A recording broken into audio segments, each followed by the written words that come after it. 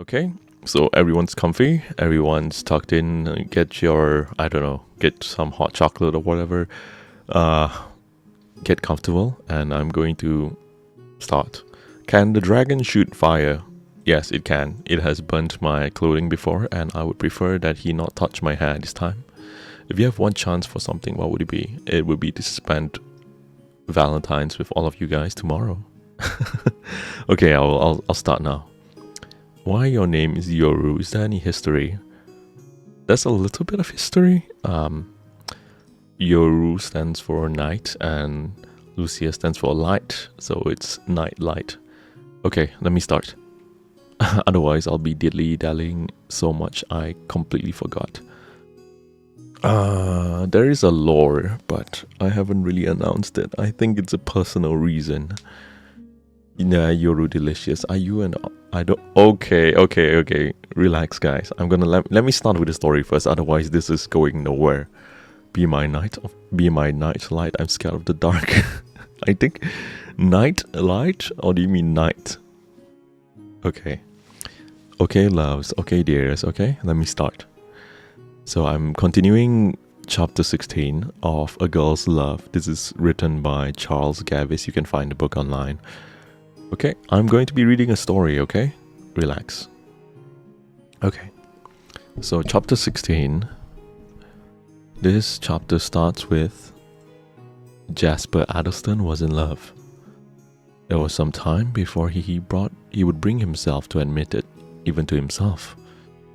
For he, who was wont to pride, he couldn't even believe on his superiority to all attacks of the tender passion.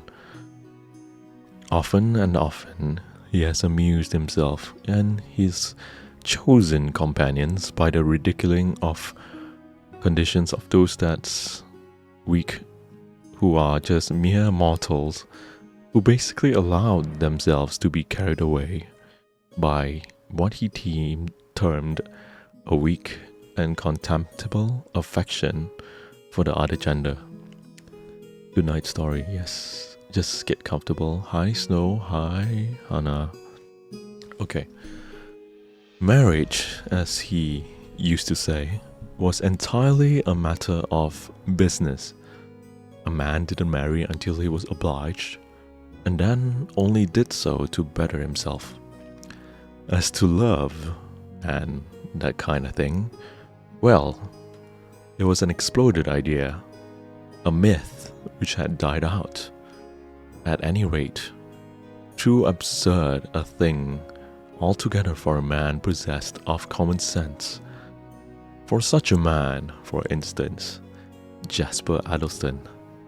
He had seen plenty of pretty women and was received by them with anything but disfavor. He was good looking, also handsome, and would have been that if you have got rid of that sharp, cunning glint of his small eyes, and he was clever and accomplished.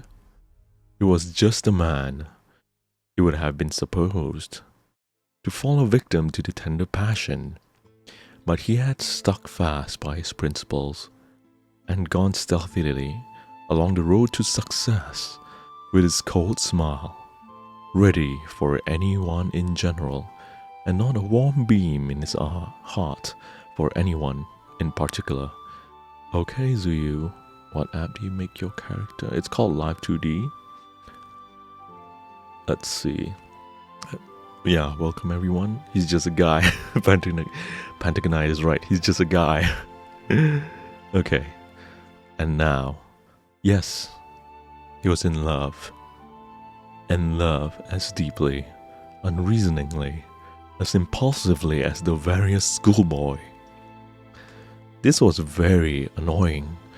It would have been very annoying if the object of his passion had been an heiress, or the lady of title whom he had in his inmost mind determined to marry. For all, he would have preferred to have attained to his ambition without any awkward and inconvenient lovemaking. That's pretty something. But the girl who had inspired him with this sudden and unreasoning passion was, much to his disgust, neither an heiress nor an offshoot of nobility. She was a mere nobody, the niece of an obscure painter. She was not even in society. Jasper, he said, you won't go and make a fool of yourself, I hope. She's entirely out of your line. She's only a pretty girl. You've seen a score, 100 as pretty, or prettier, and she's a mere nobody. Oh no, you won't make a fool of yourself. You'll go back to town tomorrow morning. But he did not go back to town, and instead he went to the conservatory at the rectory and made up a bouquet and took it to the cottage and sank deeper still into the mire of foolishness, as he would have called it. Hi everyone, and welcome to my stream. I hope you enjoyed the story. Let's see. But even then, it was not too late. He might have escaped even then by a dint calling up his foolish and selfish nature. You wanna go? Oh my god. I'm sorry about that. Where was I? Selfish nature and thinking of all his ambitions. But Stella, unfortunately roused, what was more powerful in him than sudden love? His self-conceit. Guys, sorry, you guys in chat are making me laugh so much, so I'm not even concentrating on the story. Okay, she actually dared to defend Lord Leicester Windward. That was almost the finishing stroke, unwittingly dealt by Stella, and he went away inwardly and raging with incipient jealousy. But the last straw was yet to come, that should break the back of all his prudent resolves, and that was the meeting with Stella and Lord Leicester in the river wood, and Lord Leicester's attack on him.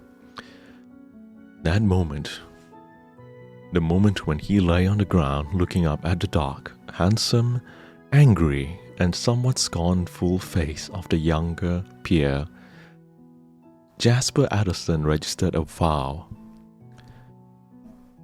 He vowed that, come what would, by fair means or foul, he would have Stella.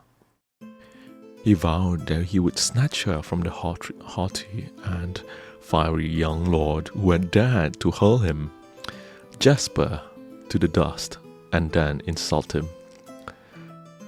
What love he already possessed for her suddenly sprang up in a fierce flame of jealousy passion.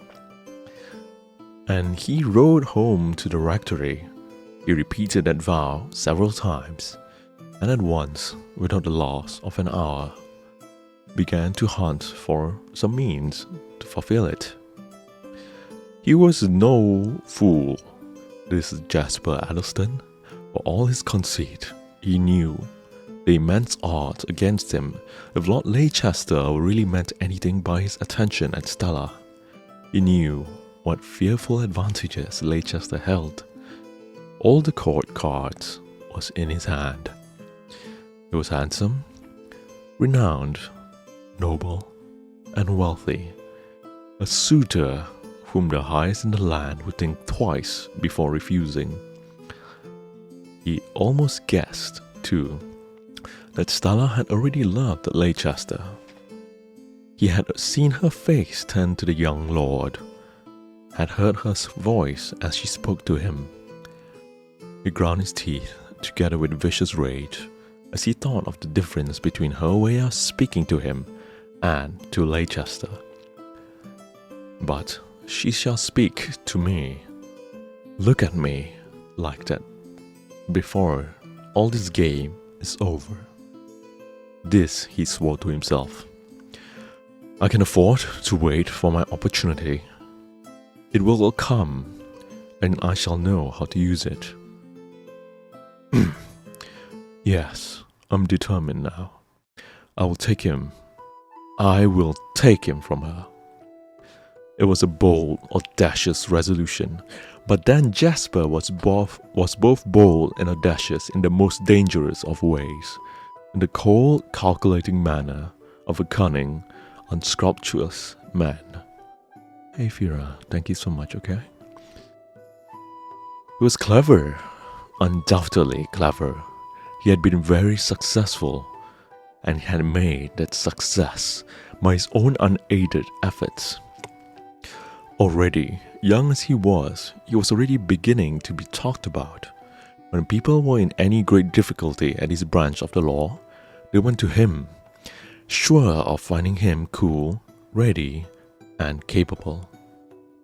Is someone actually reading, or is it an AI? Do you really think I'm an AI? His chamber in the inns held a little museum of secrets, secrets about persons of rank and standing, who were supposed to be quite free from such inconvenient things as skeletons in cupboards.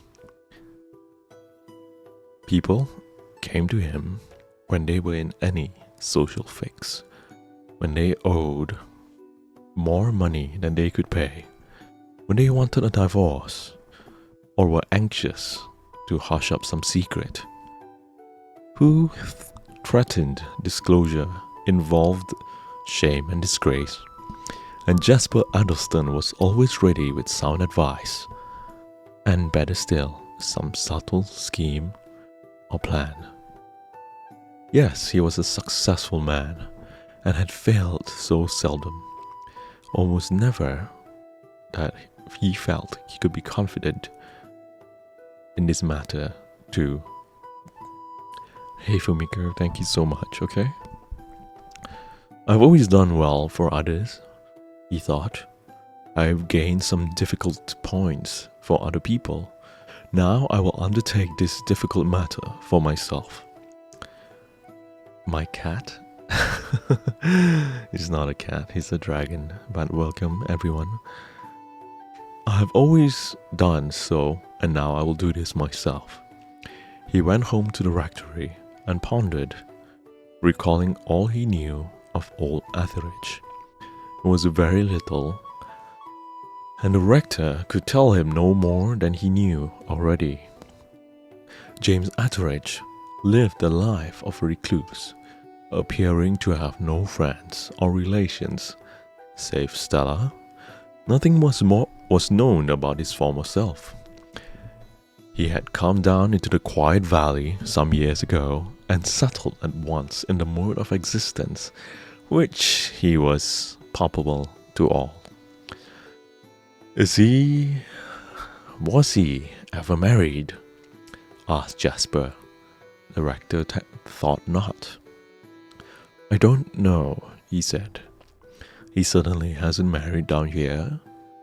I don't think anyone is known about him. And with this, Jasper had to be content. All the next day, after his meeting with Stella in Leicester, he strolled about the meadows, hoping to see her, but failed.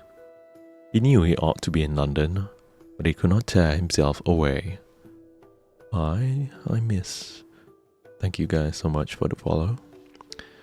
Okay. His arm felt a little stiff, and though there was nothing else the matter with it, he bound it up and hung it in a sling, explaining to the rector that he had fallen from his horse. Then he heard of the party at the hall. Grinding his teeth with envy and malice, he stole into the lane and watched Stella start. In his eyes, she looked doubtfully beautiful, since he had sworn to have her, and he wandered about the lane and the meadows thinking about her. Hey Mary, yes, I do have other platforms, you can find them on my profile. You're a voice actor, what characters? So far only for games. I hope to get bigger roles next time. Hi Sagi. Okay, where was I?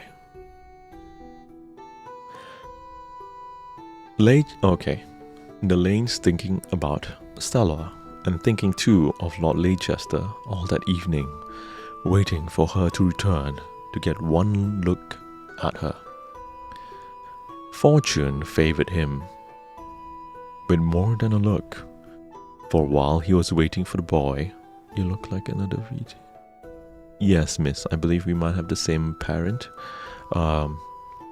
Fortune favored him with more than a look, for while he was waiting, the boy from the post office came down the lane, and Jasper, with very little difficulty, persuaded him to give up the telegram to his keeping.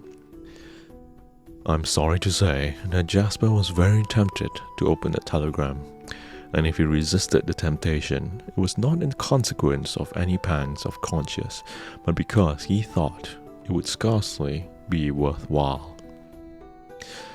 It is only some commission for a picture, he said to himself. People don't communicate secretly by telegram, excepting in cipher. So he delivered it unopened, as we know.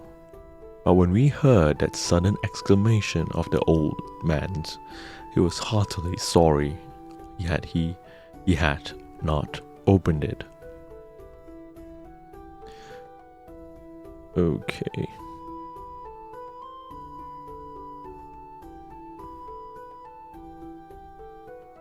Okay.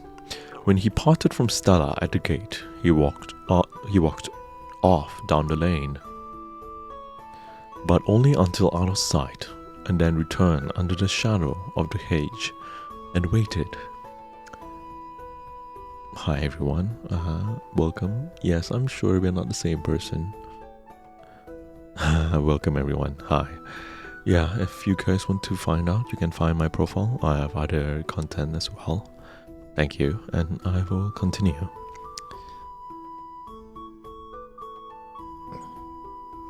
So he delivered it unopened, as we know, but when he heard that sudden exclamation, he was heartily sorry he had not opened it. When he parted from Stella at the gate, he walked off down the lane, but only until out of sight, and then returned until the shadow of the hedge and waited. He could see into the studio. He see the old man sitting in a chair, bowed with sorrow, and Stella's graceful figure hovering about him. There was something worth knowing in that telegram, he muttered. I was a fool not to make myself acquainted with it. What will he do now? He thought the question out, still watching, and the old man's movements seen plainly through the lighted windows, for Stella had only drawn the muslin curtain too hurriedly and imperfectly, afforded an answer. He's going up to town, he muttered. He knew that there was an early market train, and felt sure that the old man was going by it. Hastily glanced at his watch. He set his hat firmly on his head, dipped his arm out of the sling, and ran towards the rectory. Entering by a side door, he went into his room and took a bag containing some papers. He secured his coat and umbrella, and leaving a note on the table to the effect he was suddenly obliged to go to town, and made for the station. For those of you who just came in, hi and welcome.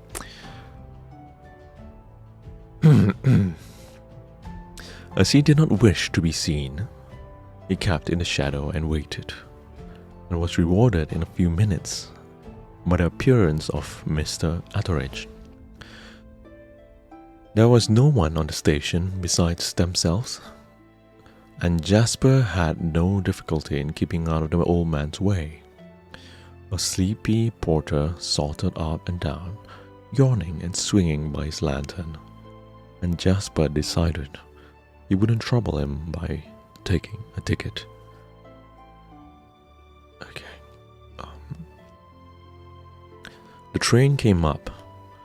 Mr. Atteridge got into a first-class carriage, and Jasper, waiting until the last moment, sprang into one at the further end of the train. "Never mind the ticket," he said to the porter. "I'll pay on the other end." The train was an express from windward, and Jasper, who knew how to take care of himself, pulled the curtains closed and drew a traveling cap from his bag, and curling himself, he went to sleep, while the old man, few carriages further off, sat with his white head bowed in sorrowful and wakeful meditation. When the train arrived at the terminus, Jasper, awaking from a refreshing sleep, drew aside the curtain and watched Mr. Atteridge get out, waited until he approached the cab stand, and then, following up behind him nearer, heard him tell the cabman to drive him to King's Hotel, Covent Garden. And then Jasper called a cab and drove it to the square in which his chambers were situated, dismissed the cab, and saw it crawl away out of sight, and climbed up the staircase which served as the approach to the many doors which lined up the narrow green passages. Okay, I'm so sorry about that. I misread a word, and I can't stop thinking about it. Sorry, it's a human error. Hi, and welcome everyone who just joined in. Where was I? Okay. On one of these doors, his name was inscribed in black letters. He opened the door with a key, struck a light, and lit a candle which stood on a ledge, and entered a small room which served for the purpose of a clerk's office and a client's waiting room. Beyond this, the communicating off by a green baize door was his own business room, but there were still other rooms behind. One, his living room, another which he slept, and beyond that, a smaller room. He entered this, and holding the light on high, allowed its rays to fall upon a man lying curled up on a small bed. He was a very small man, with a thin parchment-lined face, curled by closely cropped hair, which is ambiguously described as auburn. This was Jasper's clerk, factotum slave. It was who sat in the outer office and received the visitors and ushered them into Jasper's presence or put them off with excuses. He was a singular-looking man, and no particular age nor individuality. Some of Jasper's friends were often curious as to where Jasper had picked him up. But Jasper has always evaded the question, or put it by some jest, and Scribble's antecedents remained a mystery.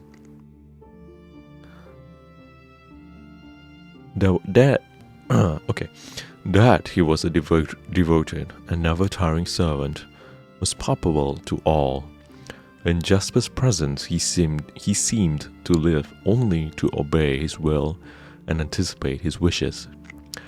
Now, at the first touch of Jasper's hand, the man started and sat bolt upright, screening his eyes from the light and staring at Jasper expectantly. "Awake, Scribble?" asked Jasper. "Yes, sir, quite," was the reply, and indeed, as if he had been on the alert for hours past. "That's right. I need you now. Get up and dress and come into the next room. I'll lift the candle." You needn't, sir," was the reply. "I can see." Jasper nodded. "I believe you can, like a cat," he said, and carried the card with him.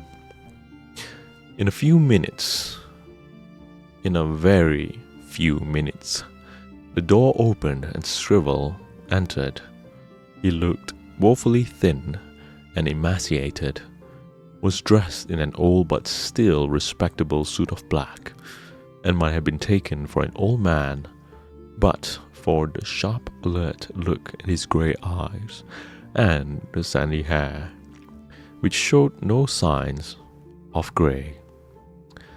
Jasper was sitting behind his dressing table, opening the letters, which he had carried in from the other room.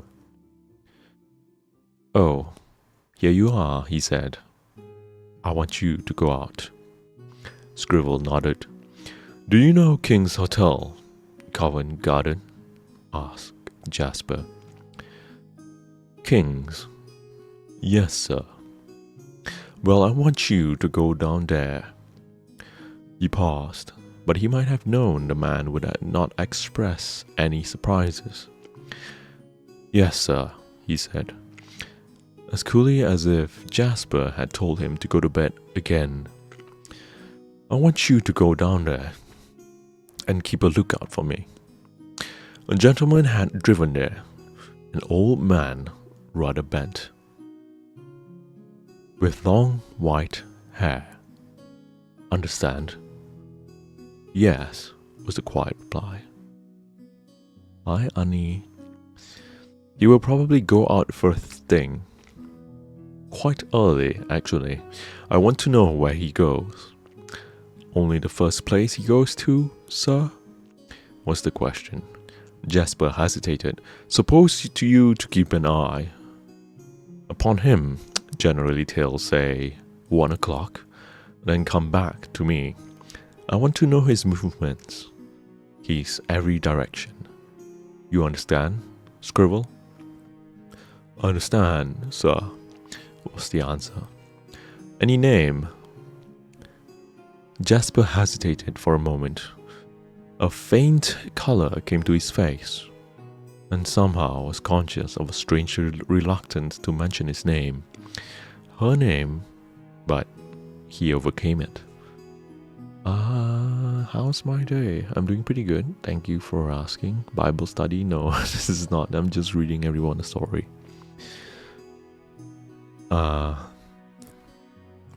Okay. "Yes, Etheridge," he said, quietly. "But that doesn't matter much. Don't make any inquiries at the hotel or elsewhere, if you can help it."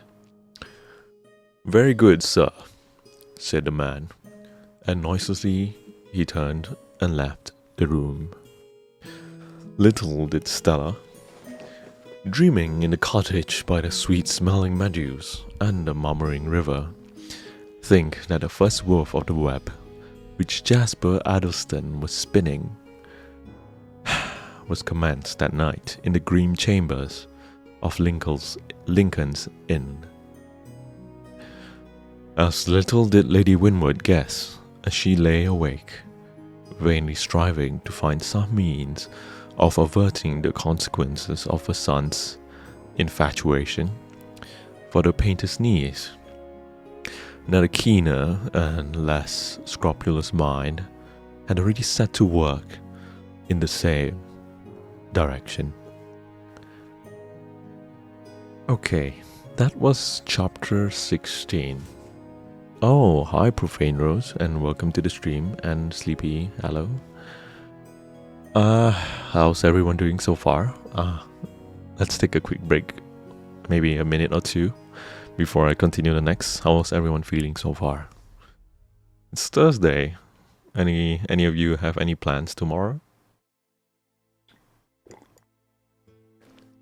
It is, after all, going to be Valentine's.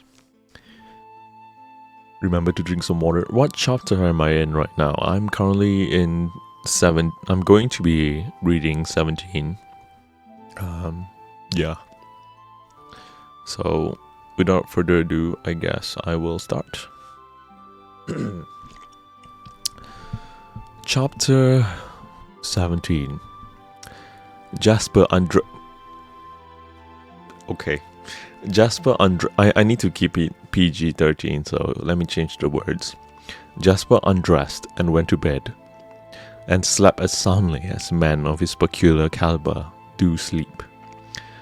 While Shrivel was standing at the corner of a street in Covent Garden, with his hands in his pockets and eyes on the entrance to King's Hotel. A little after 9, Jasper awoke, had his bath, dressed, went out, got some breakfast, and sat down to work. And for the first time, being forgotten. Actually, forgot that such an individual, such a stellar Etheridge, existed. That was the secret of his power, that he could concentrate his attention on one subject to the absolute abnegation of all others. Hey Hannah, thank you so much for the pin, you're amazing. Several visitors put in an appearance on business, and Jasper opening the door by means of a wire which drew back the handle without moving. At about 12:30, someone knocked, and Jasper opened the door, and a tall, fashionably dressed young gentleman entered. It was a certain Captain Halliday, who had been one of the guests at Winwood Hall on the first night of our introduction here. Captain Halliday was a man about town, one who had been rich, who had worked very hard to make himself poor, and nearly succeeded. He was a well-known man and a member of a fast club, at which high play formed the chief amusement. Jasper knew him socially, and got up, a thing he did not do often, is to shake hands. "How do you do?" he said, motioning him to a chair. "Anything I can do for you?" It was generally understood by Jasper's acquaintances that Jasper's time was money, and they respected the hours devoted to him by business. "Hey Natty, you dozed off?" "No, that's okay. I hope you had a good sleep." And hi, Exion. Welcome everyone who just came in. Okay, Captain Halliday smiled. "You always come to the point, Addleston," he replied. "Yes. I need a little advice." Oh, hi. Hi, everyone. Jasper sat down and clasped his hand over his knees. They were very white and carefully kept hands. "Hope I may be able to give it to you." "What is it?" "Well, look here," said the captain. "You don't mind my smoking a cigarette, do you? I always talk a bit better when I'm smoking." "Not at all. I like it," said Jasper. "But the lady clients," said the captain, with a little contraction of the eyelids, which was suspiciously near a wink. "I don't think they mind," said Jasper. "They are generally too occupied with their business to notice. A light?" And he handed the wax tappers which stood on his desk for sealing purposes. The captain lighted his cigarette slowly. It was evident that the matter upon which he required advice was rather delicate, and only to be attacked with much deliberation. "Look here," he began. "I've come upon an rather awkward business." Jasper smiled. It's not unfrequently happened that his clients came to him for money, and not unfrequently he managed to find some for them. Of course, through some friend, and always through some friend, in the city, who demanded and obtained a tolerably large interest. I see a lot of new people. Welcome. I am reading A Girl's Love, Chapter 16, by Charles Garvice.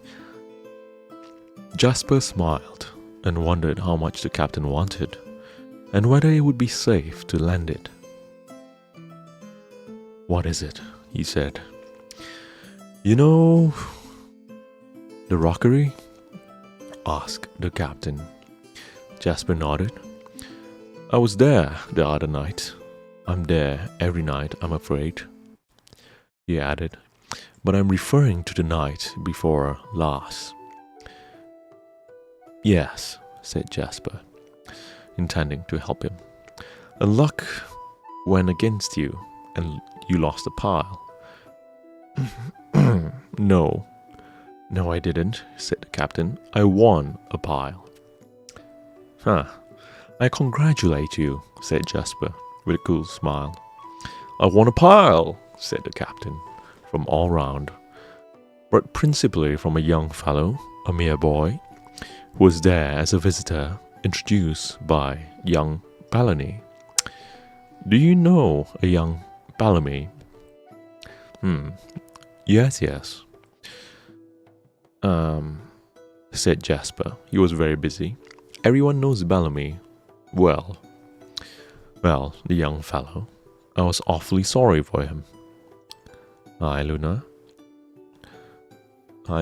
and thank you again, Farhana. Love you so much. And yeah, hi everyone who just came in. Where was I? Well, the young fellow, I was awfully sorry for him. I tried to persuade him to turn it up, but he wouldn't. You know what youngsters are when they are green at this confounded game. Jasper nodded again, rather more impatiently. Scribble would back directly, and he was anxious to hear the result of his scrutiny. See, luck went with him at first, and he won a pretty good deal, but it turned after a time, and I was the better by a cool 150. I stopped at that. It was too much as it was to win from a youngster, and he gave me his IOU. The captain paused and lit another cigarette. Next morning, being rather pressed, did I tell you I went home with Gooch and one or two others and lost the lot? He broke off simply. Jasper smiled. No, you did not, but I can quite believe it. Go on. Next morning, being rather pressed, I wanted to pay my own IOUs.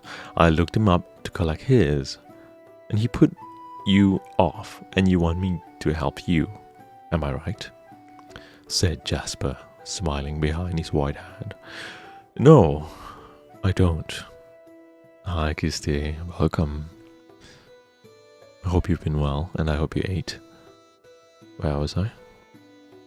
No, I don't. I wish you hear me out, said the captain, not unnaturally aggrieved by the repeated interruption.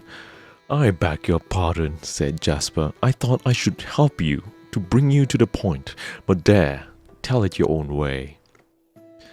He didn't refuse. He gave me a bill, said the captain.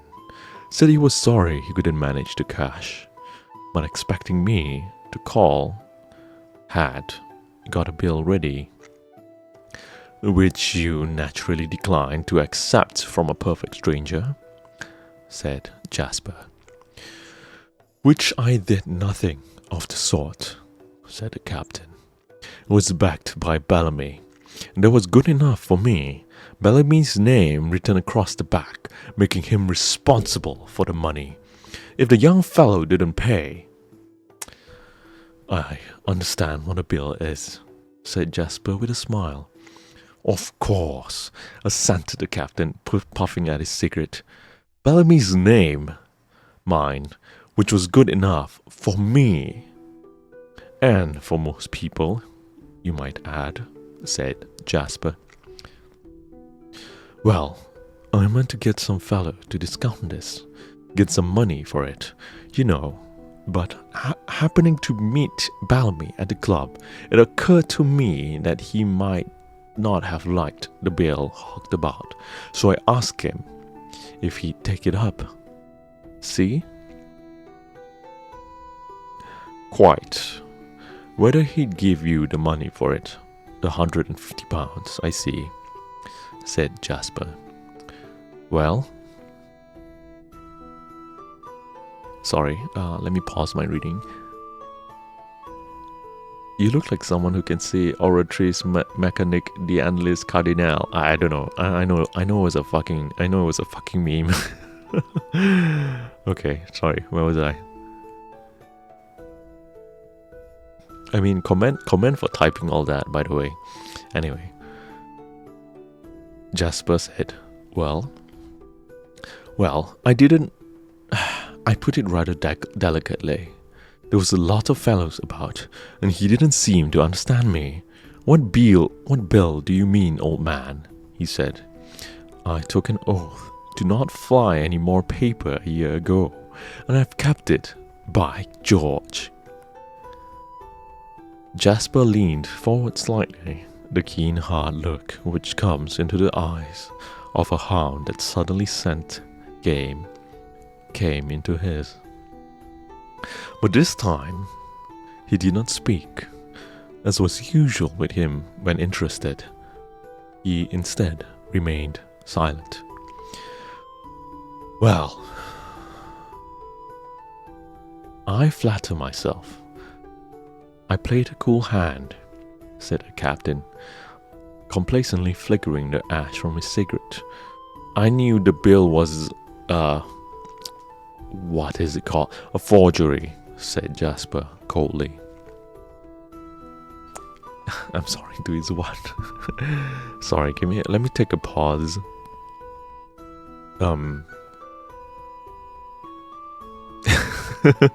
The more I read this story, like I read it myself, it's actually quite funny to listen. Luna, I'm reading Only a Girl's Love by Charles Garvice, and I'm chapter 17. I don't know. This story is a very, very extreme English story. So take heed for those of you who don't know. A forgery, but I felt for the poor young beggar and didn't want me to be hard on him. So I pretended to Bellamy that I made a mistake and meant somebody else, and explained that I'd been at the champagne rather freely the other night. And you know Bellamy? He was satisfied. Huh. Well, said Jasper in a low voice. Well, then I took a cab and drove to 22 Percival Street. He paused abruptly and bit his lip. But Jasper, though he heard the address and stamped it, as it were, into his memory, showed no sign of having noticed it, and examined his nails curiously. I drove to the young fellow's room, and he confessed to it. Poor young beggar! I pitied him from the bottom of my heart. I did indeed. Wrong, I know. Justice, an example, and all that you'll say. But if you've seen him, with his head buried in his hands, and his whole frame shaking like a leaf, why, you'd have pitied him yourself. Jasper put his hand to his mouth to hide a sneer. Yes, very likely, he said. Most likely. I have a particularly soft heart for forgers. The captain started slightly. It was a horrible word. I don't believe the young beggar meant it, not in a cold way. You know, but he was so knocked off a heap by dropping down on him.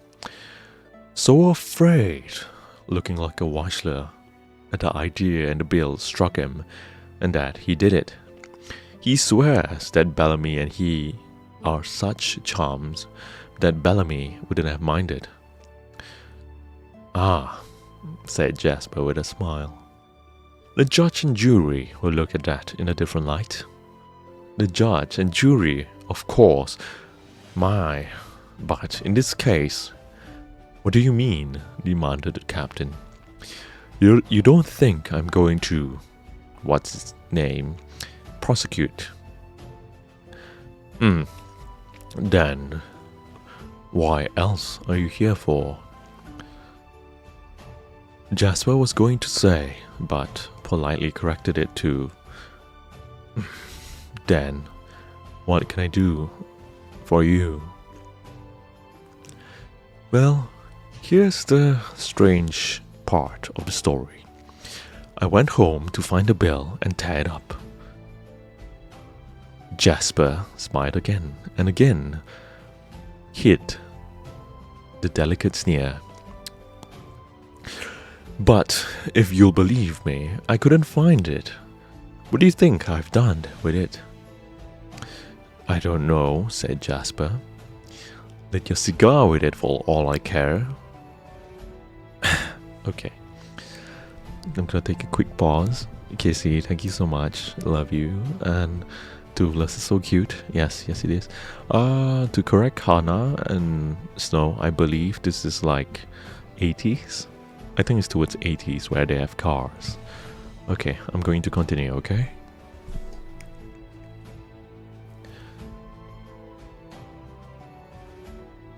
No, in a fit of absence of mind, we'll call it champagne cup and brandy and soda, I've given it to old Murphy, with other bills in payment of a debt. Think of that. That as a poor young beggar, almost out of his mind, with remorse and terror, and that old wretch Murphy has got that bill. And if it isn't got from him, he'll have the law of the boy as sure as fate is fate. Yes, I know Murphy, said Jasper with a delicate coolness. He'd be so wild that he'd not rest satisfied until he sent your fast young friend across the hearing pond. But he mustn't. I should never forgive myself. Think of it, Addleston. Quite a young boy, a curly-headed young beggar that ought to be forgiven a little thing of this sort. A little thing, you said. Jasper laughed. He also rose and looked as if he had already expended as much of his time as he could afford. Well, echoed the captain. Now I want you to send for that bill, Addleston, and get it at once. Okay, certainly. Thank you so much, Pentagonite. Thank you. Certainly. I may be permitted to mention that you are doing rather well. Very, very injudicious thing. You are losing £150 to save your gentleman from, departing from the bond to which he will certainly sooner or later wend. He will get transported sooner or later. A youngster who begins like this always goes on. Why lose £150? But there, he added, seeing a look of quiet determination on the captain's honest, if simple, face. That is your business. Mine is to give advice, and I've done it. If you'll write a check for the amount, I'll send my clerk over to Murphy's. He is out at present, but he'll be back. Looking at the clock. Before you have written the check, and he handed the captain a pen, and motioned him politely to the desk. But the captain changed color and laughed with some embarrassment. "Look here," he said. "Look here, Addleston. It isn't quite convenient to write a check. Confound it. You talk as if I had the old balance at my banker's. I can't do it. I ask you to lend me the money, see?" Jasper had a start of surprise, though he felt none. He knew what was coming. "I'm very short right now, and I'm very sorry, my dear fellow," he said, "but I'm afraid I can't do it. I am very, very short, and I have some heavy matters to meet. I've been buying some shares for a client, and I'm quite cleared out for the present." "But," pleaded the captain, earnestly, more earnestly than he had ever pleaded for a loan on his own account, "but think of the youngster, Addleston." Then Jasper smiled, a hard and cold grin. "Excuse me, Halliday," he said, thrusting his hand in his pockets, "but I have been thinking of him, and I can't see my way to doing this for a young scoundrel." "He's no scoundrel," said the captain with a flush. "Okay, a young forger then, if you prefer it, my dear fellow," said Jasper with a cold laugh, "who ought to be punished. And if anyone deserves punishment, why, it is compounding a felony," he added virtuously. "Oh, come now," he said with a troubled smile. "That's nonsense. You talking like that. I want the matter hushed up, Addleston." "Ah, well, though I don't agree with you, I won't argue the matter," said Jasper. "But I can't lend you the money to hush it up with, all of these, Halliday. If it were for yourself, however..."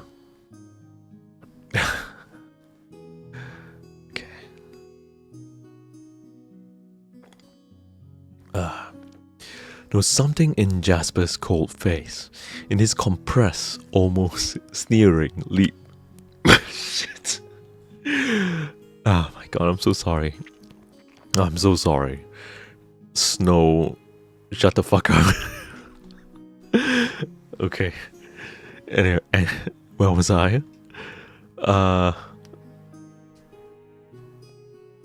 Sorry, for those of you who are wondering, my dear friend Snow here is referencing to homosexual stuff. Anyway, okay, let me go back to the story. I don't want to go too far.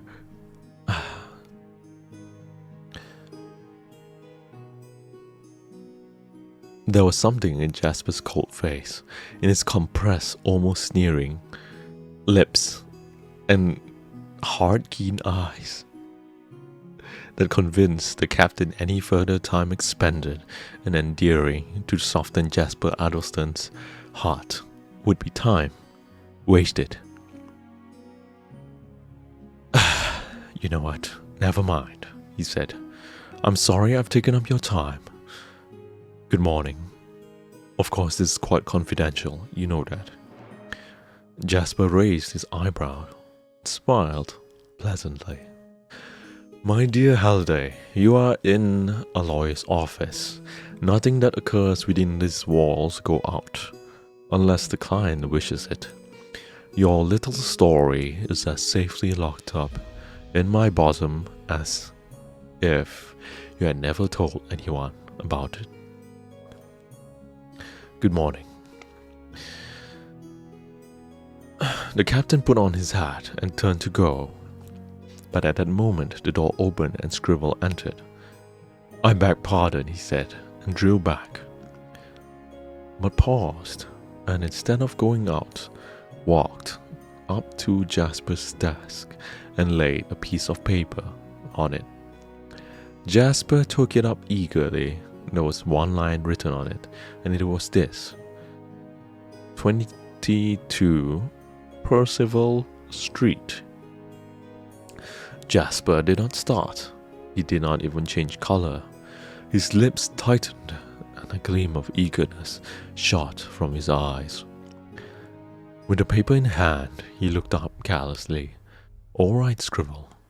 Oh, by the way, just run off to Captain Halliday and tell him I should like another word with him." Scribble disappeared, and in another minute the captain re-entered. He looked rather downcast. "What is it?" he said, with his hand on the door.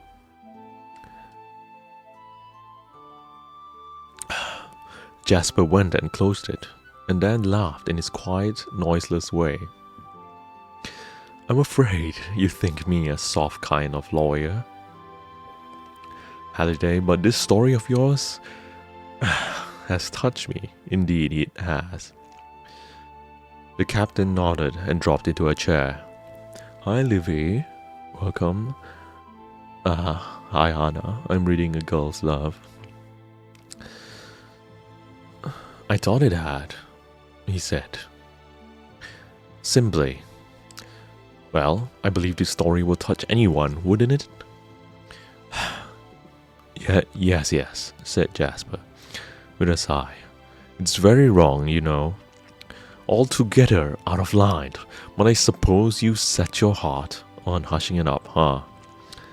"I have. Indeed," said the captain eagerly. "And if you knew all, you'd say the same." "Haven't you told me all?" said Jasper. I don't mean the boy's name. You can keep it if you like. No. I don't mean to conceal anything, but if you'll help me," said the captain. "Of course, if you have decided not to, I should have kept it in the dark about his name."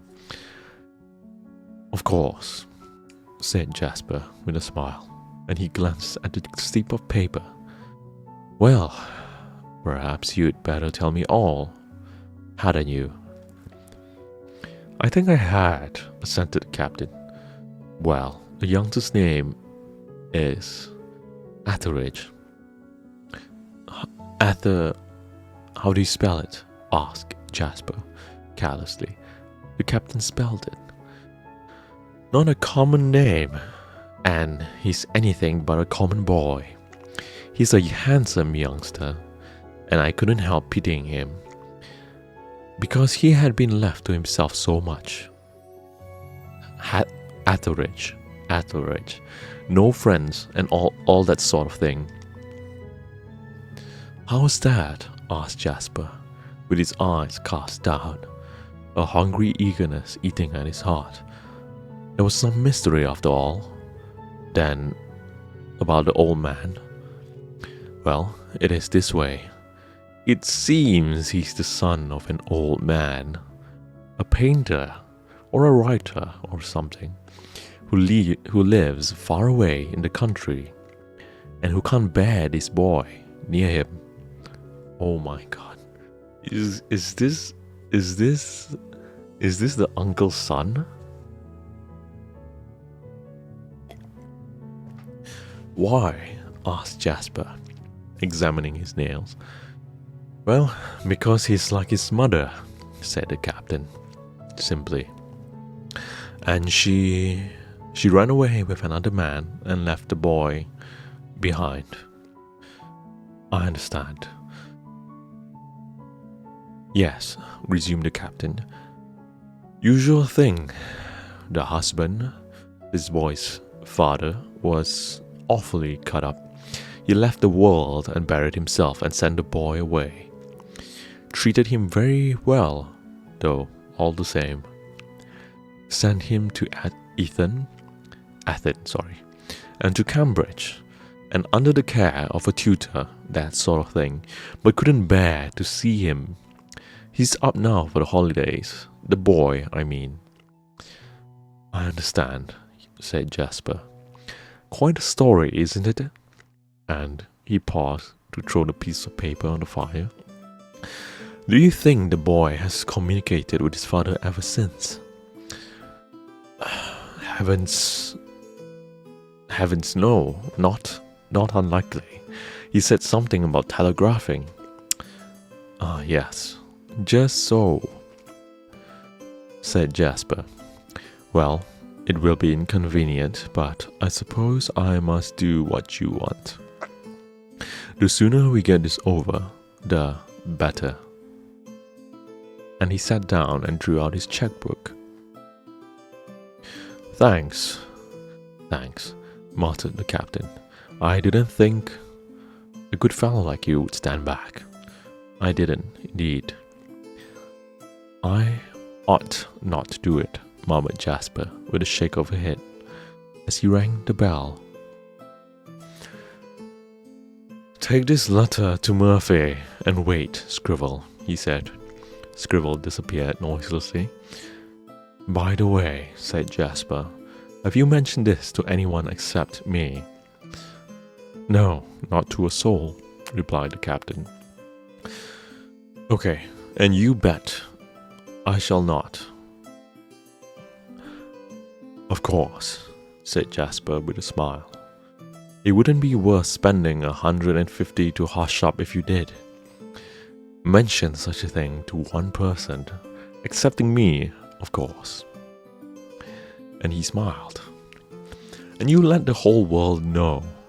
Where do you get all this information? From Bellamy, the boy's chum. Sorry, charm. Too much cyberpunk, said the captain. He asked me to look him up occasionally. I see, said Jasper. You won't mind my writing a letter or two, will you? Go on, said the captain, lighting the fifth cigarette. Jasper went to a cupboard and brought out a small bottle of champagne and a couple of glasses. The generous glow of so virtuous an action, which, by the way, is strictly illegal, suggests something to drink, he said with a smile. The captain nodded. I didn't think you did this sort of thing here, he said. I don't, as a rule, said Jasper with a dry smile. Will you slip that bolt into the door?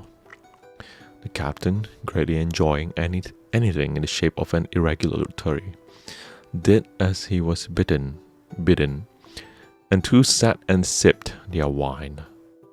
And Jasper threw off his dry business air and chatted about things in general until Scribble knocked.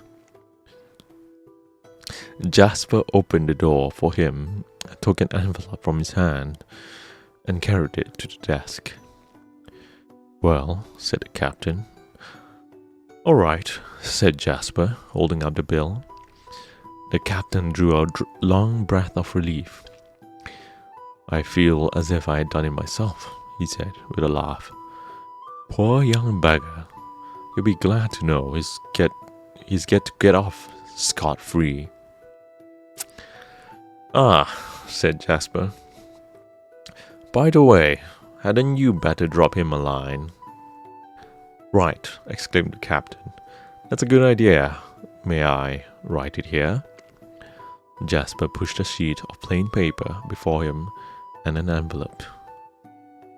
Don't date it from here, he said. Date it from your lodgings.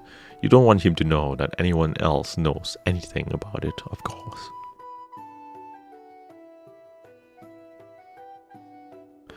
Of course not. How thoughtful you are.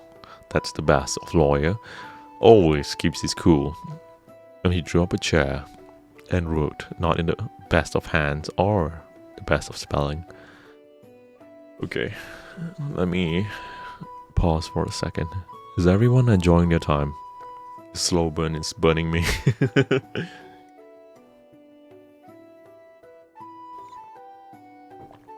I've been talking non-stop. Give me a moment. How's everyone doing? It's Thursday. How's everyone's day? Oh my god, Kissy dearie. You don't have to do that. Thanks, love. Thank you so much for the hot hands. Yo, do you have a Valentine? Why? I don't know. Let's see who's gonna come in to be my Valentine's first tomorrow. please, Yoru, I need it. I want to eat that. Guys, please, stop trying to want to eat. Stop trying to want to eat Toothless. He's not finger food. Like a few minutes break, yeah.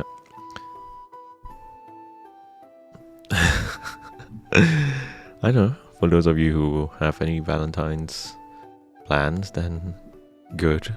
For those who don't, I'll be live tomorrow night. Happy Valentine's Day, Fumiko. How's your stream? Why tomorrow when I can ask today? Okay, Snow. Let's see tomorrow. Thank you so much, Fumiko. But I think that's supposed to be for tomorrow. Imagine having Valentine's. It's okay. It's okay. Emergency food. No, please stop trying to eat Toothless. Good and gonna be me. I see everyone's here for the ASMR. Okay, tell you what, let me continue this chapter, and at the very least let me finish it.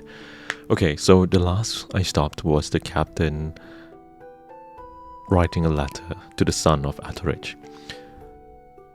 Dear Mr. Atterridge, I've got you know what. It is alright. Nothing more needs to be said. Be a good boy for the future. Yours truly, Harry Halliday. Halliday. Okay. Jesus, Snow, please. How's that? He asked, handling the note to Jasper. Jasper looked up.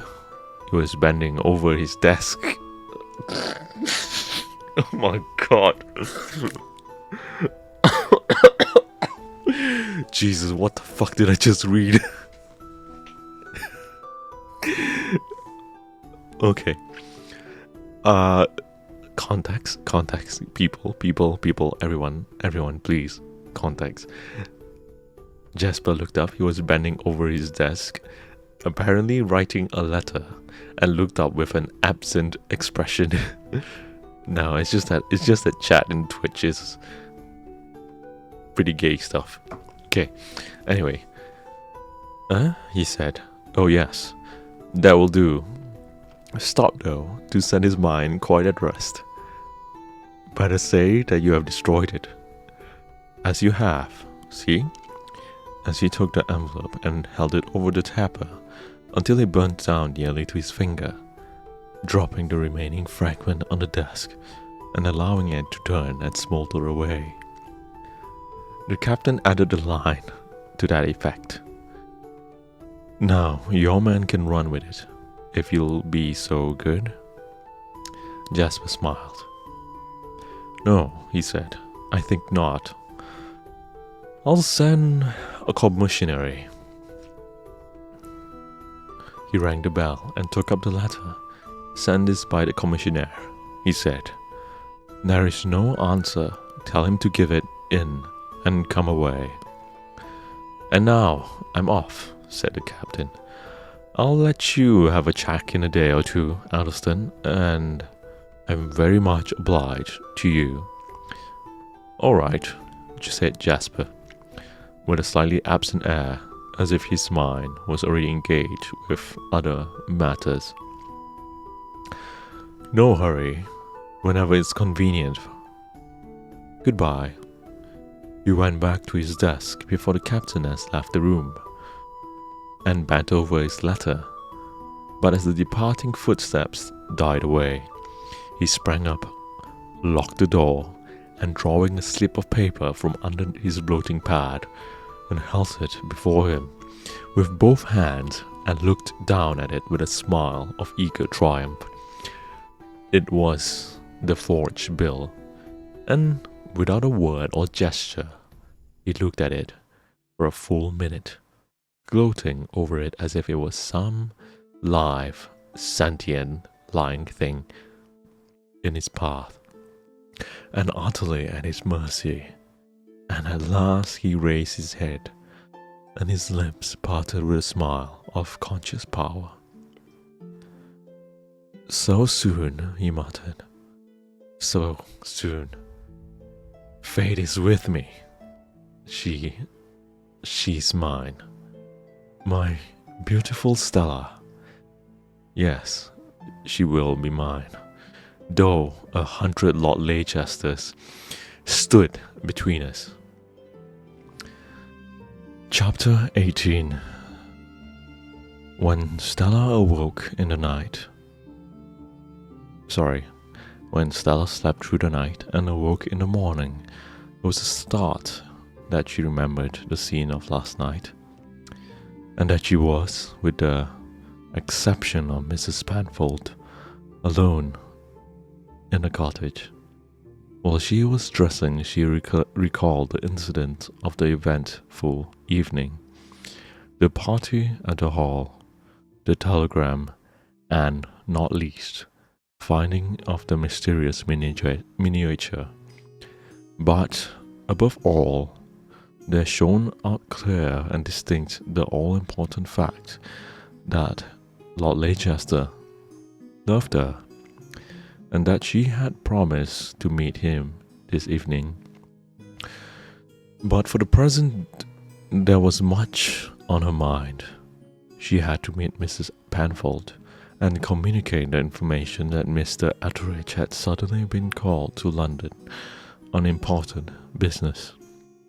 She could not suppress a smile as she pictured Mrs. Penfold's astonishment and curiosity, and then wondered how she should satisfy the latter without her betraying the small amount of confidence which her uncle had placed in her.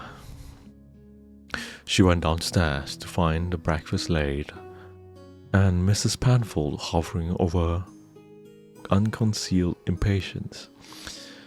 "Where's your uncle, Miss Stella?" she asked. "I do hope he hasn't gone sketching before breakfast, for he's sure to forget all about it and won't come back till dinner time. If he does then."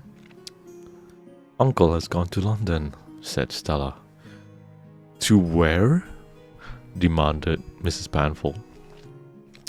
Then Stella explained. "Gone to London last night. Hasn't slept in his bed." "Why, miss? How could you let him go?" He was obliged to go," said Stella, with a little sigh and rueful glance at the empty chair opposite her own. "Obliged!" exclaimed Mrs. Penfold. "Hi, welcome everyone. Hi, Lee." "Whatever was the matter, your uncle isn't obliged to go anywhere. Miss Stella," she added with a touch of pride. Stella shook her head. There was a telegram," she said. "I don't know what the business was, but he was obliged to go." Mrs. Penfold stood stock still in dismay and astonishment. "It will be the death of me," she breathed, awestruck. "He never goes anywhere, any distance, and starting off like that. Miss Stella, in the dead of night, and after being out at the hall. Why, it's enough to kill a gentleman like him who can't bear any noise or any sudden like." "I'm very sorry," said Stella. "He said that he was obliged to go." "And when is he coming back?" asked Mrs. Penfold. "I don't know. I hope today? I do hope today. It all seems so quiet and lonely without him." And she looked round the room and sighed. Mrs. Penfold stood with the waiter in her hand, staring at the beautiful face. You don't know what it is, Miss Stella?" she asked in a low voice, with certain significance in her tone. Stella looked up at her. "No, I don't. Uncle didn't tell me," she replied. Mrs. Penfold looked at her curiously and seemed lost in thought. "And you don't know where he's gone, Miss Stella?" "I don't ask out of curiosity." "I'm sure of that," said Stella. "No, I don't know. And you don't guess, said Stella. Mrs. Panfold turned a waiter in her hand and said suddenly, I wish Mr. Addleston was here. Stella started. Mr. Addleston? Mrs. Panfold nodded. Yes, Miss Stella. He's such a clever young gentleman, and he's so friendly he'd do anything for your uncle. He was always friendly, but he's more ever now. What chapter now? I'm in chapter 18. I just started. Hi, Zuyu. Welcome back. Yeah, welcome back, darling.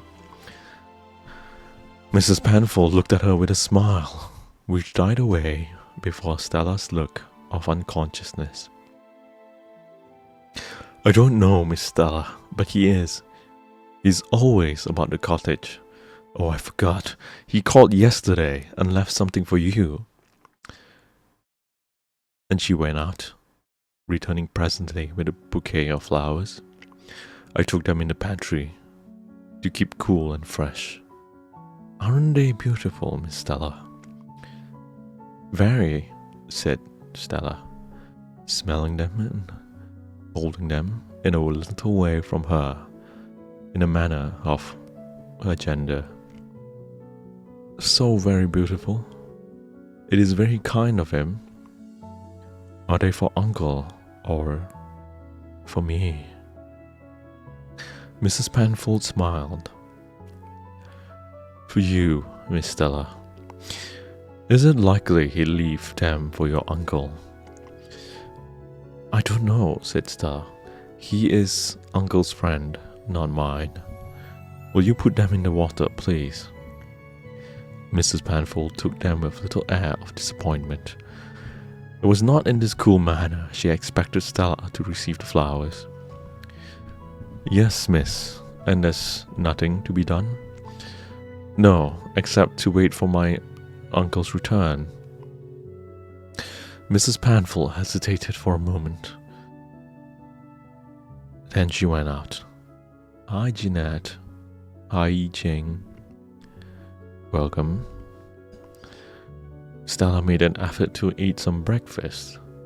When there was a failure, she felt restless and listless. A spell seemed to have cast over the little house, a spell of mystery and secrecy. After breakfast, she took up her hat and wandered about the garden, communing with herself, and ever watching the paths across the meadows. Though she knew that her uncle could not possibly return yet.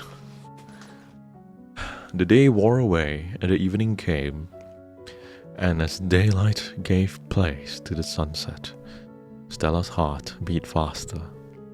All day she's been thinking, dreaming of the hour that was now so near at hand, longing for and yet almost dreading it. This love was so strange, so mysterious a thing that it almost frightened her. Almost for the time, she asked herself whether she was not doing wrong, whether she had not better stay at home and give up this precious meeting. Hi, Izuyu. But she mentally pictured Lord Leicester waiting for her, mentally called up the tone of his voice, welcoming her, and her conscience was stilled. I must go home, she murmured. And if at least afraid she should change her mind, she put on her hat and went down the path with a quick step. But she turned back at the gate and called to Mrs. Panfold. I'm going for a stroll, she said, with a sudden blush. If Uncle returns while I am away, tell him I shall not be long. And then she went across the meadows to the river bank. Hello, welcome For those of you who are new, welcome to the stream. Lord Leicester, please.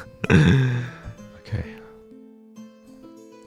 All was silent, save the thrushes in the woods, and the nightingale with its long liquid note and short jug, jug. She sank down upon the grassy bank and waited. The clock struck the hour of appointment, and her heart beat fast. Suppose he did not come. Her cheek paled, and a faint, sickening feeling of disappointment crept over her. The minutes passed. Hours, they seemed. And then with a sudden resolution she rose. He will not come.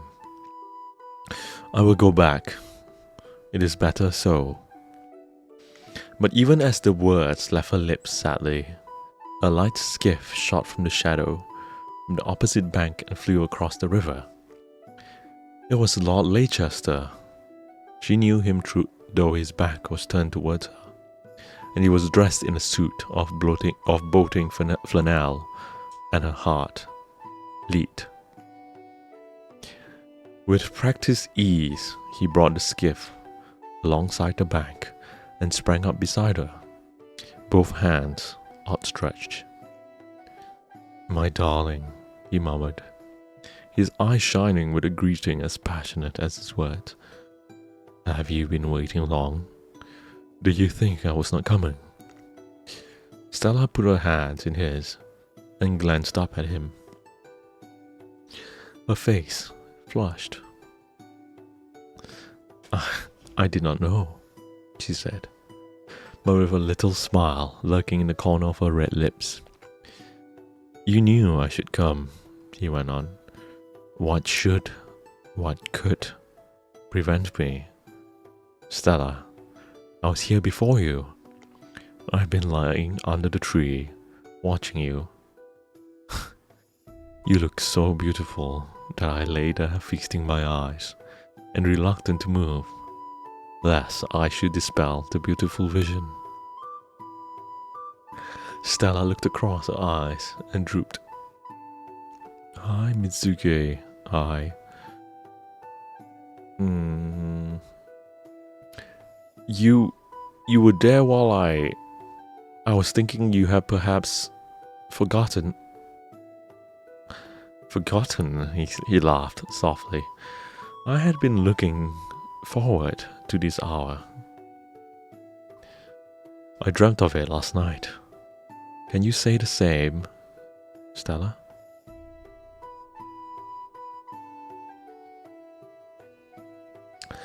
How was my day? My day is good. Hi, welcome everyone. She was silent for a moment, and then she looked up at him shyly. As a soft yes dropped from her lips. He would have drawn her close to him, but she shrank back with a little frightened gesture. Come, he said, and he drew her gently towards the boat. Stella hesitated. Suppose, she said, someone saw us? And the color flew to her face. And if, he retorted, with a sudden look of defiance, which melted in a moment. There's no fear of doing that, my darling. We will go down the water. Come. There's no resisting that low voice mingling of entreaty and loving command. With the tenderest care, he helped her into the boat and arranged a cushion for her. See, he said, if we meet any boat, you must put up your sunshade, but we shall not where we are going. Stella leaned back and watched him under her lowered lids as he rowed, every stroke of the strong arm sending the boat along like an arrow from the bow. And an exquisite happiness fell upon her. She did not want him to speak. It was enough for her to sit and watch him. To know he was within reach of her hand if she bent forward. To feel he loved her. He rowed downstream until they came to an island. Then he guided the boat out of the principal current and into backwater, and rested on his oars. "Now, let me look at you," he said. "I haven't had an opportunity yet." Stella put up the sunshade to shield her face, and laughingly he drew it away. "That is not fair. I've been thirsting for a glance of those dark eyes all day. I cannot have them hidden now." "And what are you thinking of?" he asked, smiling, but with suppressed eagerness. "There is a little serious look in those eyes of yours. Of mine. They are mine, are they not, Stella? Are they not? What is it?" "Shall I tell you?" she answered, in a low voice. "Yes, you shall whisper it. Let me come nearer to you." And he sank down at her feet and put up his hands for hers. "Now then." Stella hesitated for a moment. I was thinking and wondering whether this isn't very wrong, Leicester. The name dropped almost inaudibly, but he heard it and put her hand to his lips. "Wrong?" he said, as if he was weighing the question most judiciously. "Yes and no. Yes, if we do not love each other, we too. No, if we do. I can speak for myself, Stella. My conscience is at rest, because I love you. And you?" Her hand closed in his. "No, my darling, I will not ask you to do anything wrong. It may be a little unconventional.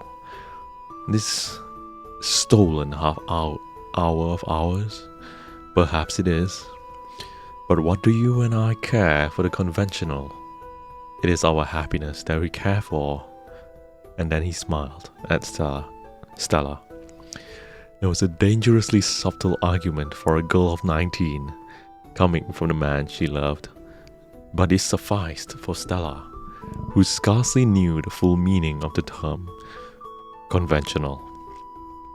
But nevertheless, she looked down at him with a serious light in her eye. "I wonder if Lady Lenore would have done it," she said. A cloud like a summer fleece swept across his face. "Lenore," he said. He laughed. "Lenore and you two are very different persons, thank heaven. Lenore," and he laughed, "worships the conventional. She would not move a step in any direction excepting the properly mapped out by Mrs. Grundy." "You will not ask her then," said Stella. He smiled.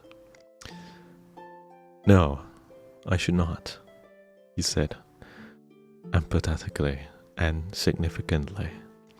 "I should not ask anyone but you, my darling. Would you wish me to?" No, she said hastily, and she laughed. "Then let us be happy," he said. "Do you know you have made a conquest? In addition to myself." "No," she said. "I?" "Yes, you." He repeated. "I mean my little sister, Lillian."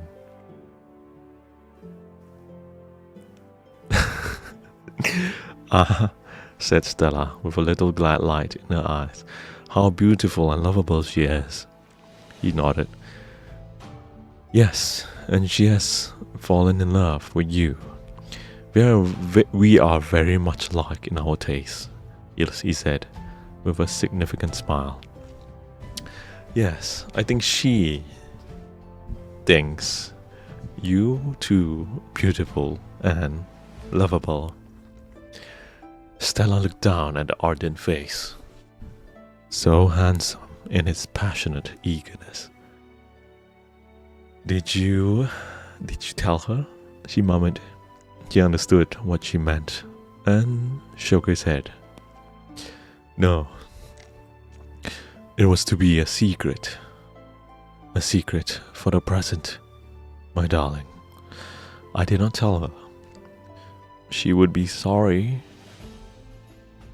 said Stella. They would all be sorry, would they not? She would be sorry, said Stella. Yes. But why do you think of that? Yeah. He gestured gently. Why and what does it matter? All will come right in the end. They will not be sorry when you are my wife. When is it to be, Stella? And his voice grew thrillingly soft. Stella started, and with a scarlet blush flushed her face. No, she said almost pantingly. Not for very, very long, perhaps never. It must be very soon, he murmured, putting his arm around her. I could not wait. I can wait no longer. I could not endure existence if we should chance to be parted. Stella, I never knew what love meant until now.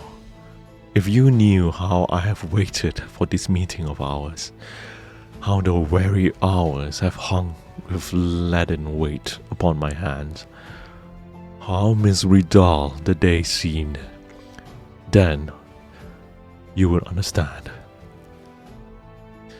Perhaps I do, she said softly, and the dark eyes dwelt upon his musingly as she recalled her own listlessness and impatience. Then you must think as I do, he said, quick to take advantage. Say you do, Stella. Think how very happy we should be. She did think, and the thought made her tremble with excess of joy. Okay, 1 second.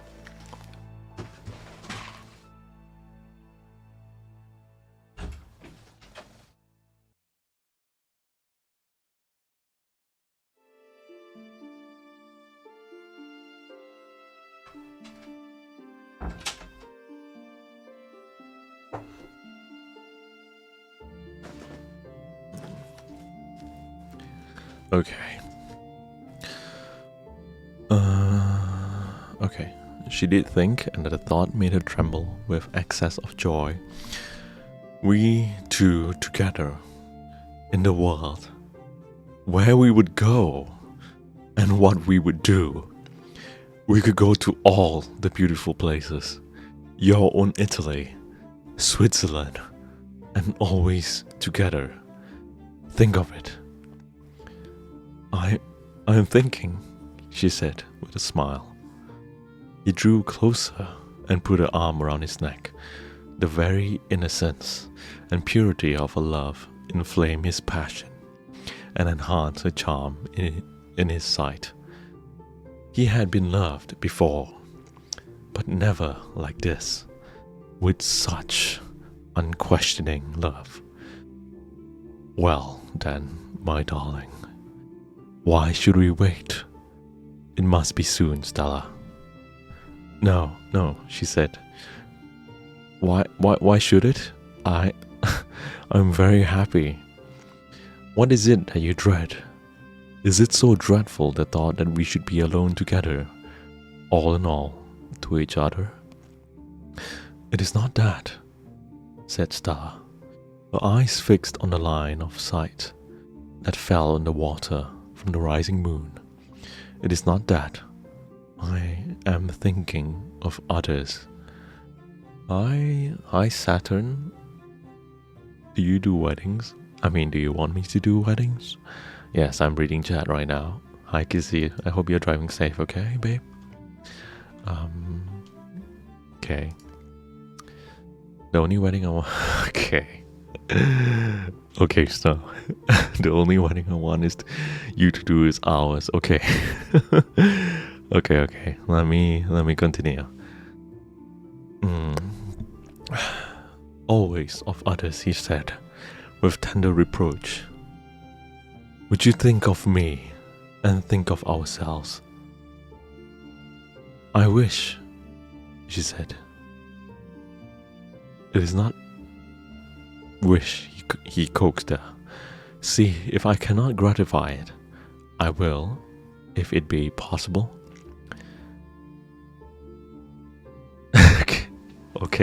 Okay, Saturn. I don't only do this. You can check my other content.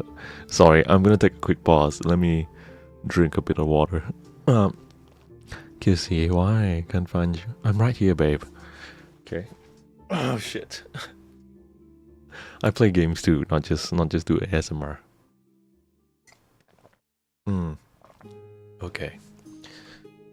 I am reading A Girl's Love by Charles Garvice. Okay. It is not possible, she said. I was going to say I wish you were not what you are. You said something like that last night, he said. Darling, I had wished it often. You wished that I were plain Mr. Brown. No, she said. Not that. That I were a Mr. Windward? With no castle, she broke in. If that could be, if you were only, say, a workman, how good would that be? Think, you would live in a little cottage, and you would go to work, and come home at night, and I should be waiting for you and your tea.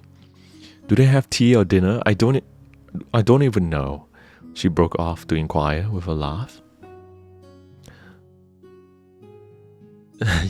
Okay, Saturn. Hi, Karu. Hi, you. Okay. You see, he said, returning her laugh, it would not do. Why, Stella? You were not made for a workman's wife. The sordid cares of poverty are for different nature to yours. And yet, we should be happy. We do. And he sighed wistfully. You would be glad to see me come home, Stella? Yes, she said, half serious, half archly.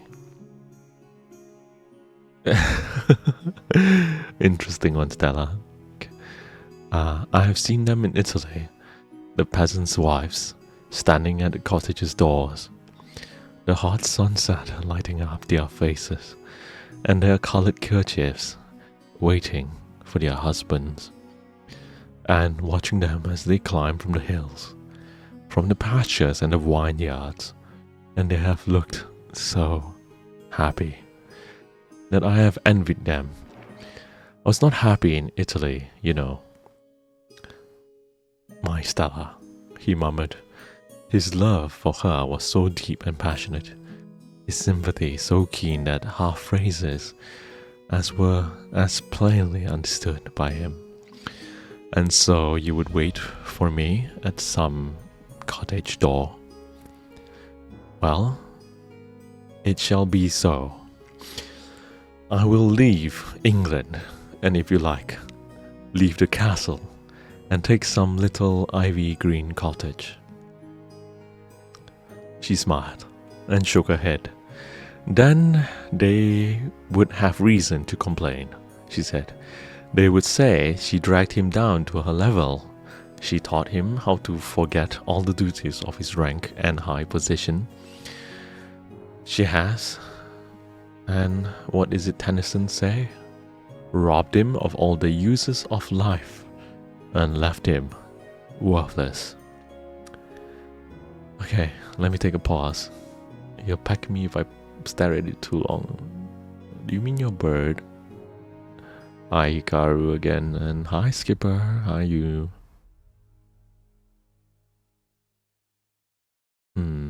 Bye, all going to sleep. Have a good night, Skipper. Hi Kissy. Hope you are tucked in. Okay. Let me continue. Lord Leicester looked up at the exquisite face with a new light of admiration. This was no mere pretty doll, no mere bread and butter schoolgirl to whom he had given his love, but a girl who thought, and who could express her thoughts. Stella, he murmured. Thank you, Saturn. Thank you. You almost frightened me with your wisdom. Where did you learn such experience? Well, it is not to be a cottage then, and I'm not to work in the fields or tend to the sheep. What then remains? Nothing, save that you take your proper place in the world as my wife. The indescribable tenderness which he whispered, the last word, brought the warm blood to her face. Where should I find a lovelier face to add to the line of portraits in my old hall? Where should I find a more graceful form to stand by my side and welcome my guests? Where a more gracious lady than the maiden I love? Oh, hush now, whispered Stella, a heart beating beneath the exquisite pleasure of his words, and the gentle, passionate voice in which they were kept speaking in. Oh, thank you, Lisa. Thank you.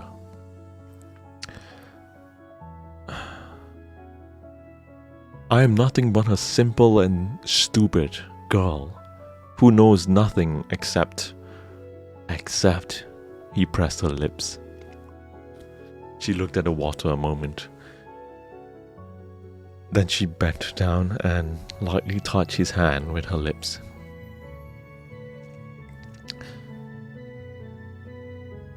Except she loves you. It was all summed up in this. He did not attempt to return the caress. He took it reverentially, half overwhelmed with it. It was as if a sudden stillness had fallen on nature. If the night stood still, in awe of her great happiness.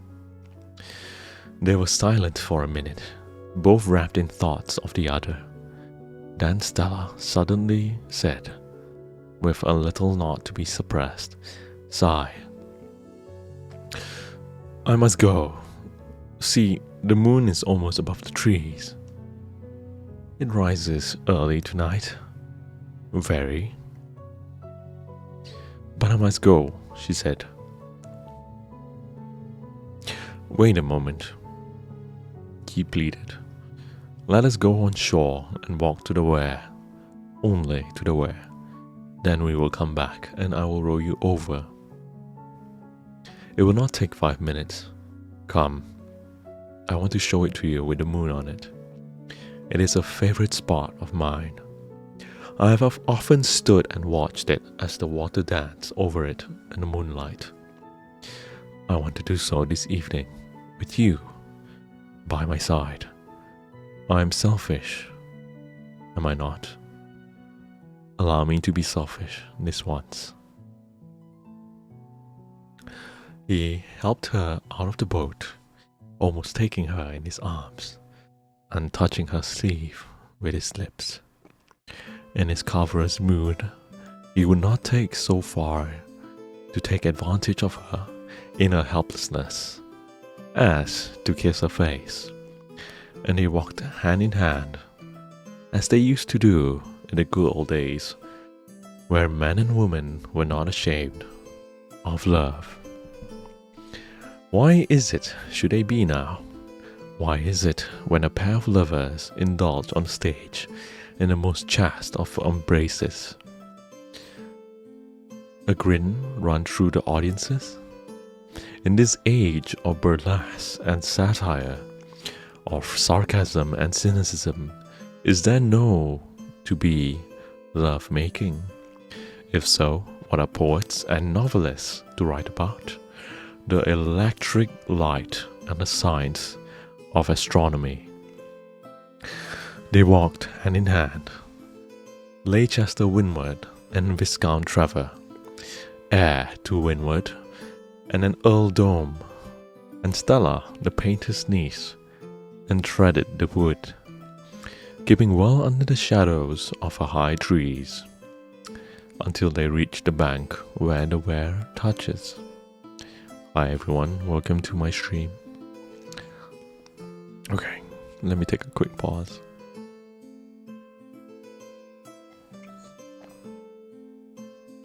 Okay. Lord Leicester took her to the brink and held her lightly. See, he said, pointing it to the silver stream of water. Isn't that beautiful? But it is not for its beauty, only that I have brought you here to the river. Stella, I want you to ply your throat to me. Here, she said. Yes, this spot is reported haunted by good fairies instead of evil spirits. We will ask them to smile on our betrothal, Stella. She smiled and watched his eyes with half-serious amusement. There was a strange light of earnestness in them. Stooping down, he took up a handful of the foaming water and threw a few drops on her head and a few on his own. That is the old Danish rite, Stella, he said. Now repeat after me. Come joy or woe, come pain or pleasure, come poverty or richest treasure, I cling to thee, love, heart unto heart, till death do us sever, we will not part. Stella repeated the words after him with a faint smile on her lips, which died away under the glow of his earnest eyes. As the last words dropped hurriedly from her lips, he took her in his arms and kissed. Now we are betrothed, Stella. You and I are against the world. As he spoke, a cloud sailed across the moon, and shadows now at their feet suddenly changed from silver to dullish lead. Stella shuddered in his arms and clung to him with a little convulsive movement. Let us go, she said. Let us go. It seemed almost as if there were spirits here. How dark it is. Only for a moment, darling, he said. See? And he took her face and turned it to the moonlight again. One kiss, and we will go. With no blush on her face, but with a glow of passionate love in her eyes. She raised her face, looked into his for a moment, and then kissed him. Then they turned and went toward the boat. But this time she clung to his arm, and her head nestled on his shoulders. As they turned, something white and ghost-like moved from behind the trees, in front of which they had been standing. It stood in the moonlight, looking after them, itself so white and eerie that it might be one of the good fairies, but that in its face, beautiful enough for any fairy, there glittered the white, angry, threatening look of an evil spirit. Was it the nearness of this exquisitely graceful figure in white that Stella had felt and been alarmed at? The figure watched them for a moment until they were out of sight, and then it turned and struck into a path leading down the hall. It did so. Another figure, a black one this time, came out of the shadow and crossed the path obliquely. She turned and saw a white, not unhandsome face with small keen eyes bent on her. She, the watcher, had been watched. For a moment she stood as half tempted to speak, but the next drew the fleecy shawl round her neck with a gesture of almost insolent hauteur. Hi everyone, welcome Jinx, welcome Yumi, welcome everyone that just joined in. Okay. But she was not to escape so easily. The dark thin figure slipped back and stooping down picked the handkerchief, which, in her sweeping gesture, she had let drop. "Pardon," he said. She looked at him with cool disdain and then took the handkerchief, and with an inclination of her head there was scarcely a bow would have passed on again. But he did not move from her, and hat in hand stood looking at her instead. Proud, fearless, imperiously haughty as she was, she felt constrained to stop.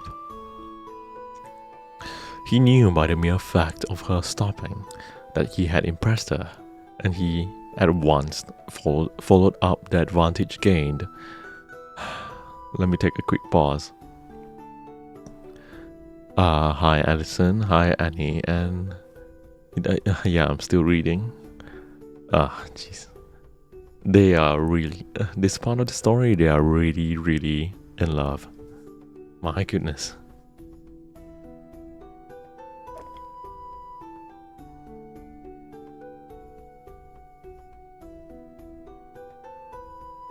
Okay, where was I?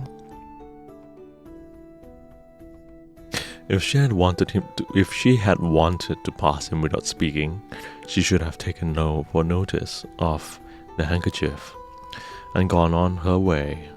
No doubt she now wished that she had done so, but it was far too late. "Will you permit me to speak to you?" he said in a quiet, almost constrained voice. She looked at him at the pale face, keen eyes, and inclined her head.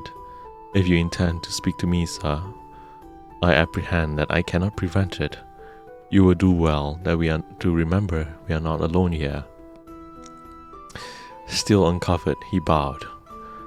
"Your ladyship has no need to remind me of that. No deed or word of mine will cause you to wish for a protector. I've yet to learn that. You appear to know me, sir. No words will convey any idea of the scorn expressed by the icy tone and cold glance of the violet eyes.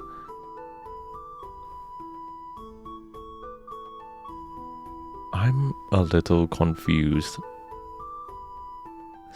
They started kissing and all of a sudden all of this is happening? Okay. There are some well-known... Wait, yeah. Give me a moment.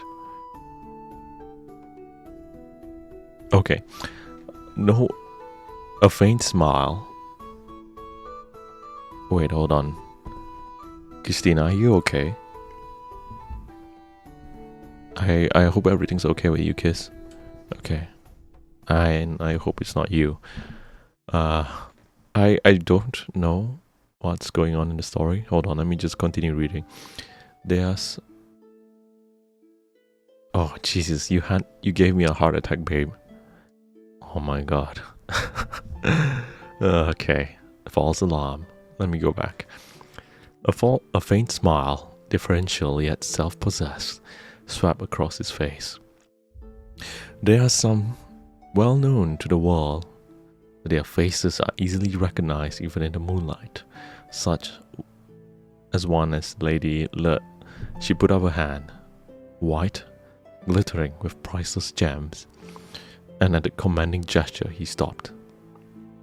You know my name. You wish to speak with me.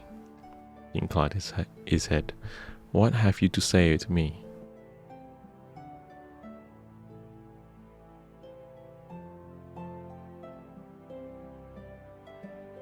What the hell is going on? When can we pet you too? I'll enable that on next stream. Then you guys can pet me, I guess. What the hell is going on in this story? Give me a sec.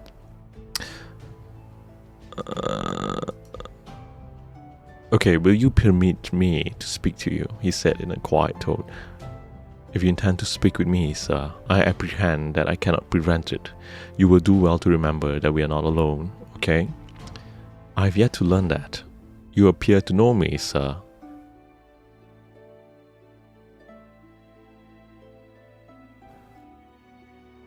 Give me a moment. I don't think I skipped the story. It was literally...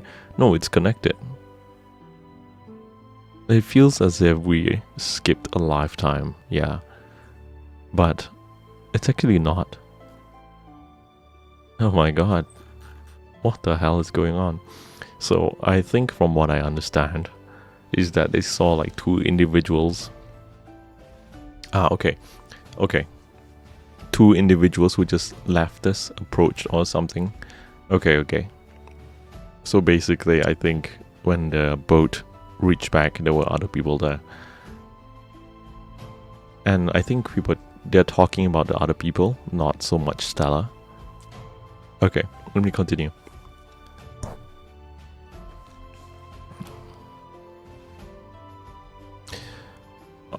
I was waiting for a suggestion. I must put it in that way. Yes, I have a favor to ask, my lady. I am a stranger to you. But I still venture to ask your assistance. Exactly. She said, I have no money. Then he started and stood before her. But what there was a manliness awoke within him. Money, he said. Are you mad? Lady Lenore stared at him. I fear that you are. Did you not demand? Ask is too commonplace a word to describe a request made by a man of a woman alone and unprotected. Did you not demand money, sir? Money, he repeated. You are laboring under a misapprehension. I am in no need of money. The assistance I need is not of a pecuniary kind. Then what is it?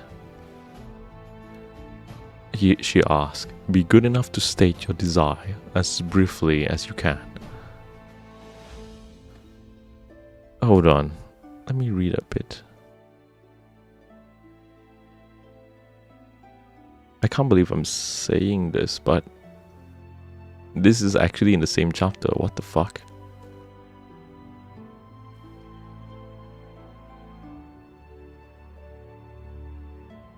Give me a moment, trying to understand. Hi, Shy Star. Hi, everyone. That accent. I'm actually not from Singapore. Yeah, we might be having the same parent, possibly.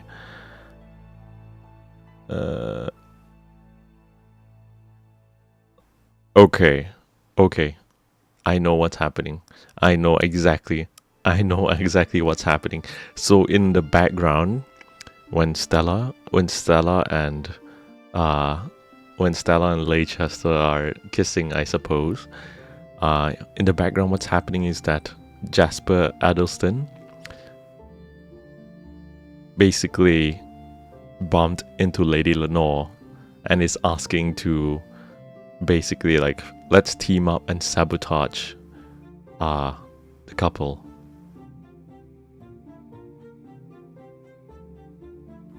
Okay, that makes sense. Okay, so Jasper basically found... Yeah, so there was a bit of text that basically mentioned that in the background, like, there's these two figures that were somewhere. So anyway, Let me skip a bit that makes sense. He didn't ask for money. Think, let me put the case clearly. For his own good, you ought not to hesitate. What good can come of such a marriage? A viscount, an earl, to marry the niece of a painter, an obscure nobody. It is for his own good. The husband of Stella I forgot. No names. As her husband, he sinks into insignificance. As yours, he rises to the height which his position and yours entitle him to. Can you hesitate?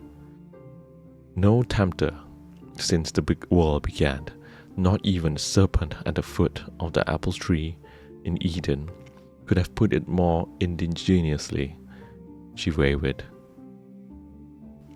Reluctant to make a compact with a man, and a stranger, and such a man, she stood and hesitated. He drew out his watch. Pause 1 second.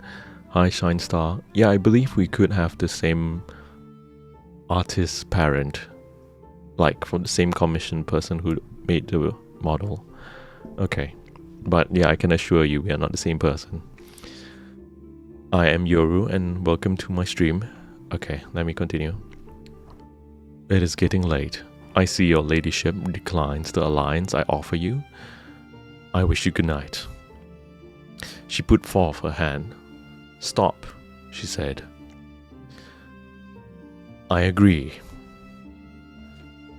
Good, he said with a smile. Give me your hand. And he held out his. She hesitated, but she put her hand in his. The mental strength of a man overcame her pride. So, we seal our bargain. All I ask is your ladyship is to do one thing, that is to watch, and to strike when the iron is hot. When that time comes, I will give you warning. And his hand closed over hers. A shudder ran through her at the contact. His hand was cold as ice. There was no chance that these two will keep their compact now, he said. You know, because you and I will prevent it. Good night, my lady. Stop, she said. You have not told me your name. You know mine. He smiled at her, a smile of victory and self-confidence. My name is Jasper Addleston, he said. Her lips repeated the name. Shall I see you safely into the hall? He inclined his head and left her, but he did not go until she had entered the private park by another gate, and her figure was lost to sight. Lord Leicester rode Stella across the river and parted from her. Good night, my beloved, he whispered. It is not for long. I shall see you tomorrow. Good night. I shall wait here until I see you enter the lane. You will be safe then. He held out in his arms for a moment, and then let her go, and stood on the bank watching her. She sped across the meadows and entered the lane breathless. Pausing for a moment to recover her composure, she went on the gate and opened it. As she did so, a slight youthful figure slipped out of the shadow and confronted her. She uttered a slight cry and looked up. At that moment, the moonlight fell upon the face in front of her. It was the same face in the miniature. The same face, though changed from boyhood to youth. It was Frank. Okay, so that was chapter 18. That's the third chapter for today. Yeah.